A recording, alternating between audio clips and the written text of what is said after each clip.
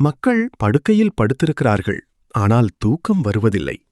கண்கள் மூடியிருக்கின்றன, ஆனால் உள்ளே எண்ணங்களின் புயல் வீசிக் கொண்டிருக்கிறது. வாழ்க்கையின் களைப்பு நீங்குவதில்லை.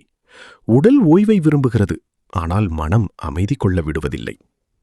இதனால்தான் நாம் தூங்குகிறோம், ஆனால் அந்த தூக்கம் நம் ஆன்மா வரை சென்றடையும் அளவுக்கு ஆழமாக இருப்பதில்லை. இங்கிருந்துதான் ஆழ்ந்த உறக்கம் மற்றும் தியானம் என்ற அந்த இரகசியத்தின் தேடல் தொடங்குகிறது. உறக்கம் என்பது உடலின் ஓய்வு மட்டுமல்ல, அது மனதின் அமைதிக்கும் ஆன்மாவின் சமநிலைக்கும் கூட ஒரு ஊடகமாகும். மனிதன் ஆழ்ந்த உறக்கம் கொள்ளும்போது அவனது உடல் மீண்டும் சக்தி பெறுகிறது. ஆனால் அதே உறக்கம் தியானத்துடன் இணையும்போது அது உடலை மட்டுமல்ல, ஆன்மாவையும் தூய்மைப்படுத்துகிறது. ஆழ்ந்த உறக்கம் மற்றும் தியானத்தின் ரகசியம் இதுதான். இது நம்மை உள்ளிருந்து இணைக்கிறது. வெளியில் உள்ள எல்லா கொந்தளிப்புகளையும் அமைதிப்படுத்தி நமது உண்மையான சுரூபத்தின் ஒரு காட்சியை நமக்கு காட்டுகிறது.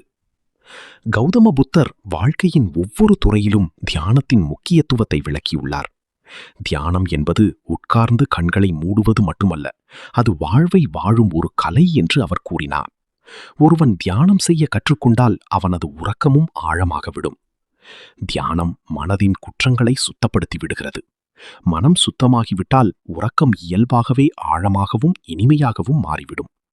இந்த ஆழ்ந்த உறக்கம் சாதாரண உறக்கத்திலிருந்து முற்றிலும் வேறுபட்டது. இது உடலும் மனமும் ஒன்றாக ஓய்வெடுக்கும் ஒரு உறக்கம். கனவுகளின் சுமை குறைந்து இதயம் இலகுவாக உணரும் இடம். இன்றைய பரபரப்பான உலகில் மக்கள் இரவில் படுக்கையில் படுத்துக்கொண்டும் மொபைல் போனை ஸ்க்ரோல் செய்து கொண்டே இருக்கிறார்கள். மனதில் வேலையின் கவலை அல்லது உறவுகளின் சிக்கல்கள் நிறைந்திருக்கின்றன. அப்படியானால் தூக்கம் வந்தாலும் அது விட்டுவிட்டு வருகிறது. காலையில் எழும்போது உடல் சோர்வாக. குழந்தை எந்த கவலையும் இல்லாமல், எந்த பயமும் இல்லாமல் ஆழ்ந்த உறக்கத்தில் உறங்கிவிடுகிறது. ஏனென்றால் அதன் மனம் இன்னும் சமூகத்தின் சுமையிலிருந்து விடுபட்டிருக்கிறது. ஆனால் மனிதன் வளர வளர அவனது மனம் கனமாகிறது. உறக்கம் இலகுவாகிவிடுகிறது. தியானம் என்பது அந்த கனமான மனதை இலகுவாக்கும் சாவி. மனம் இலகுவாகும்போது உறக்கம் இயல்பாகவே ஆழமாகிவிடும்.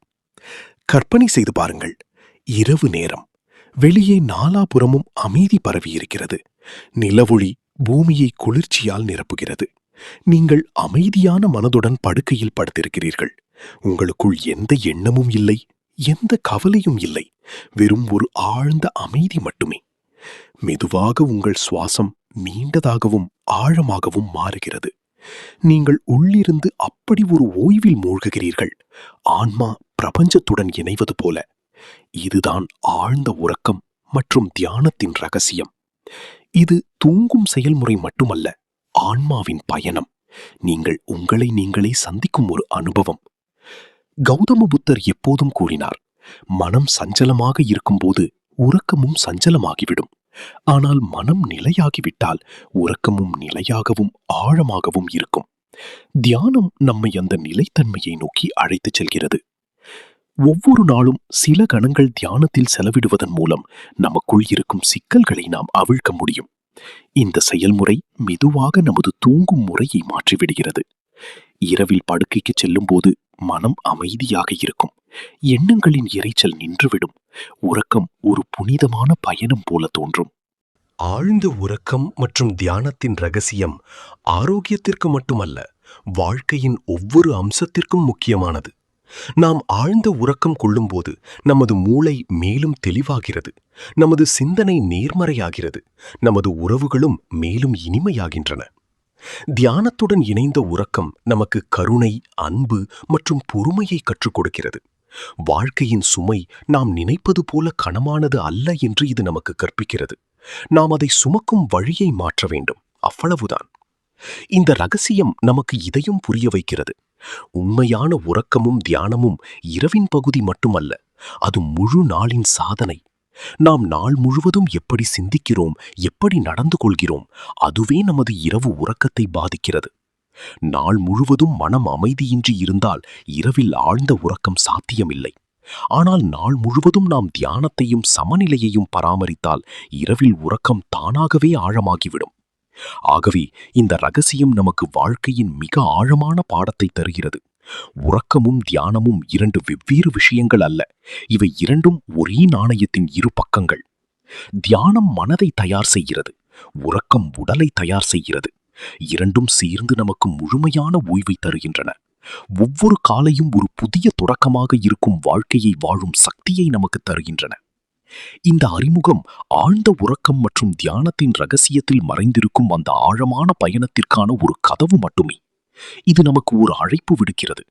உறக்கம் என்பது களைப்பை போக்கும் சாதனம் மட்டுமல்ல, ஆன்மாவை தூய்மைப்படுத்தும் ஒரு சாதனையாக மாறும் அந்த பாதையில் நடக்க வேண்டும் என்று. இது நமக்கு ஆரோக்கியமான வாழ்க்கையை மட்டுமல்ல, அமைதியால் நிரம்பிய ஒரு மனதையும் தரும் வழி. இதுதான் அந்த ரகசியம்.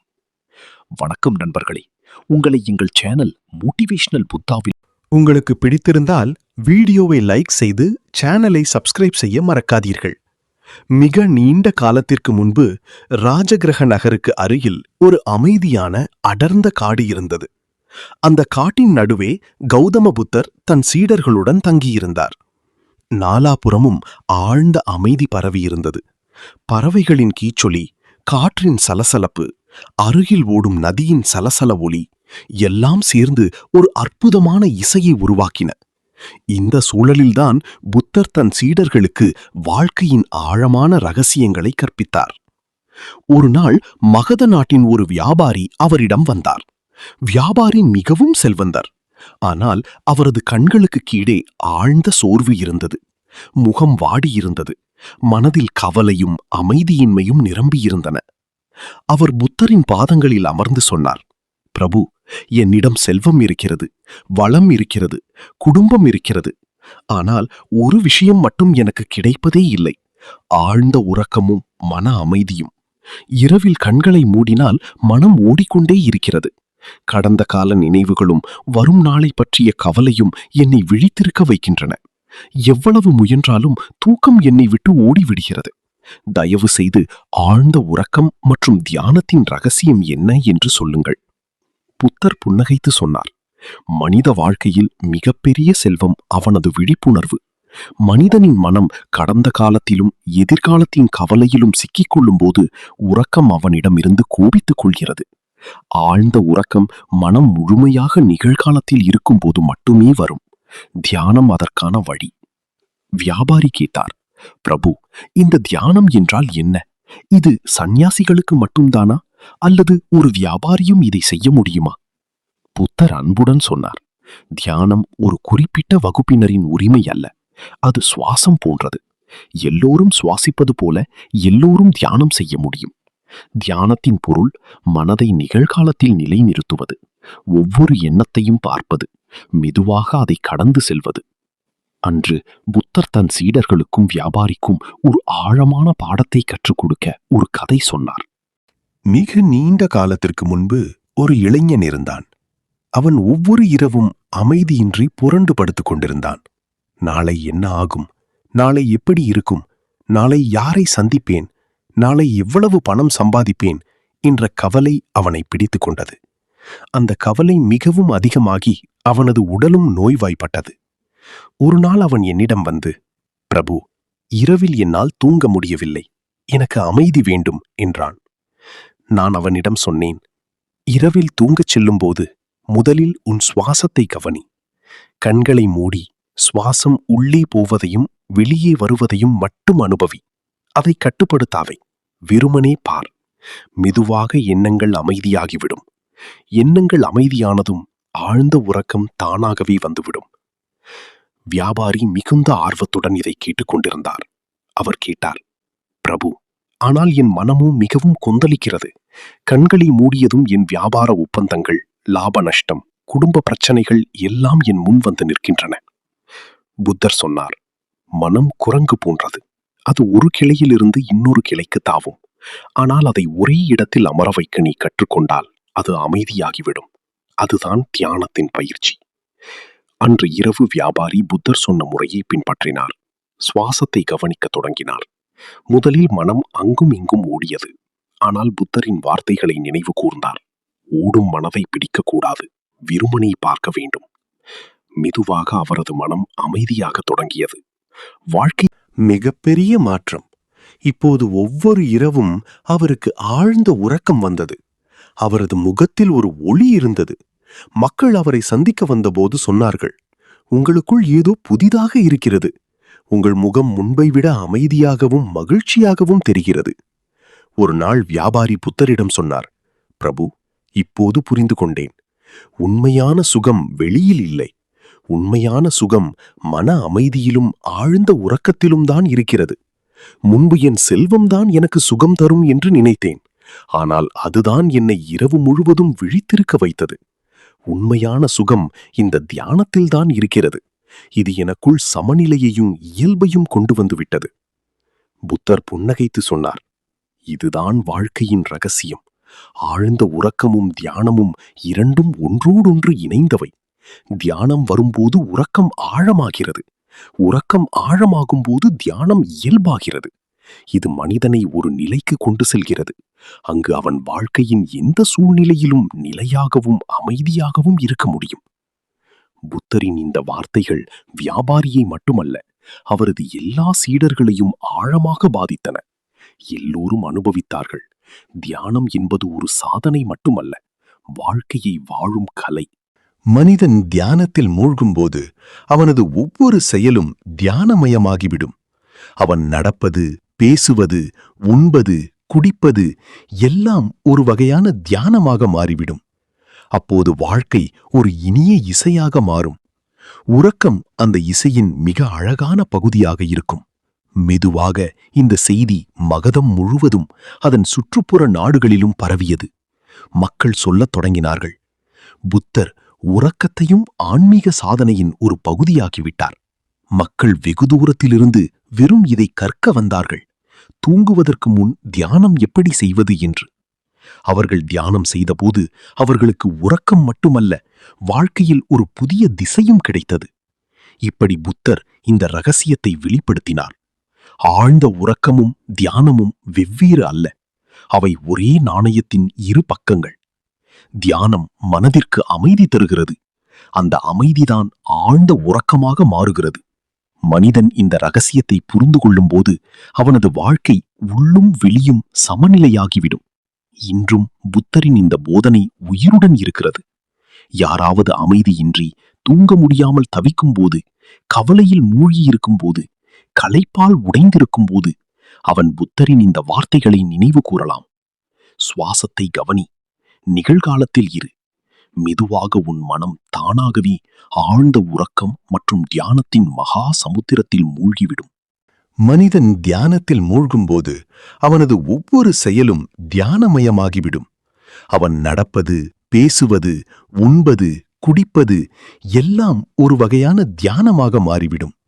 அப்போது வாழ்க்கை ஒரு இனிய இசையாக மாறும். உறக்கம் அந்த இசையின் மிக அழகான பகுதியாக இருக்கும். மெதுவாக இந்த செய்தி மகதம் முழுவதும் அதன் சுற்றுப்புற நாடுகளிலும் பரவியது. மக்கள் சொல்லத் தொடங்கினார்கள், புத்தர் உறக்கத்தையும் ஆன்மீக சாதனையின் ஒரு பகுதியாக்கிவிட்டார். மக்கள் வெகு தூரத்திலிருந்து வெறும் இதை கற்க வந்தார்கள். தூங்குவதற்கு முன் தியானம் எப்படி செய்வது என்று. அவர்கள் தியானம் செய்தபோது அவர்களுக்கு உறக்கம் மட்டுமல்ல, வாழ்க்கையில் ஒரு புதிய திசையும் கிடைத்தது. இப்படி புத்தர் இந்த ரகசியத்தை வெளிப்படுத்தினார். ஆழ்ந்த உறக்கமும் தியானமும் வெவ்வேறு அல்ல.